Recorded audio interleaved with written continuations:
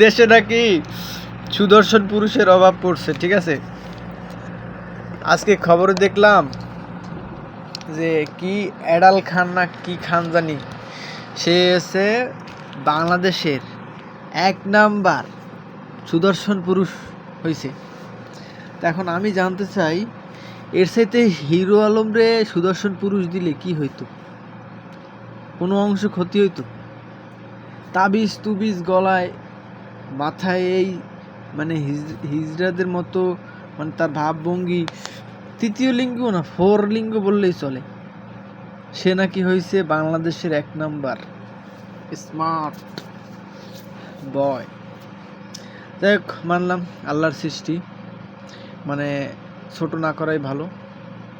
তবে এইটা বললে ভালো হইতো যে তাদের ইন্ডাস্ট্রির মানে সুদর্শন পুরুষ, তাহলে মানা যাইতো।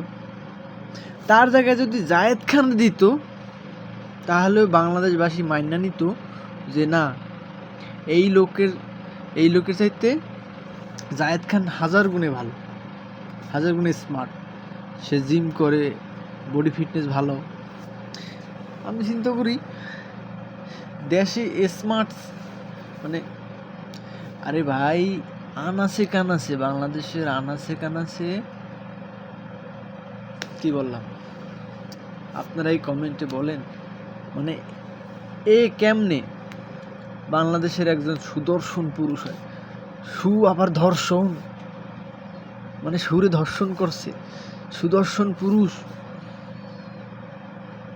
মানে আমার মাথায় ঢোকে না, এই মানে বিচারক কারা? মানে কি বলবেন ভাই, দেশের বিচার অবস্থা এরকমের। সারাদিন তাবিজ তুবিজ গলায়, মাথায়, এখানে ওখানে চেরা ফাড়া জামা, মানে বিজয় কিস্তি। সে হচ্ছে সুদর্শন পুরুষ। দেখ, মানলাম তাদের গরু মানে গলা দিয়ে জবাই দিবে না লেজ দিয়ে জবাই দেবে, এটা তাদের ব্যাপার। কিন্তু বাঙালি জাতি মানবে না যে এ সুদর্শন পুরুষ। এর সাথে হিরো আলম 1000 গুণে সুদর্শন,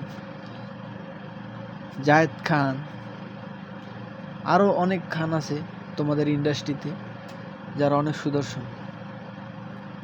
এর সাথে ওই যে বাদাম মিয়া ছিল না, বাদাম মিয়া, সে অনেক সুদর্শন ছিল।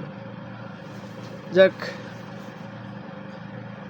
সুদর্শন হয়েছে, ভালো হয়েছে, অ্যাওয়ার্ড পাইলো। সে আরও ভবিষ্যতে আরও যেন পায়, সেই কামনাই করি।